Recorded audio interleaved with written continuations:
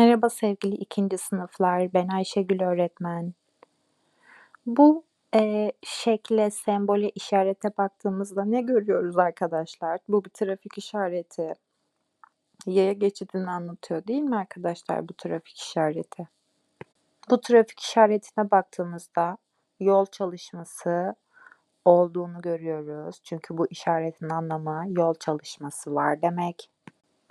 Bu televizyonlarda sık sık karşılaştığımız bir işaret.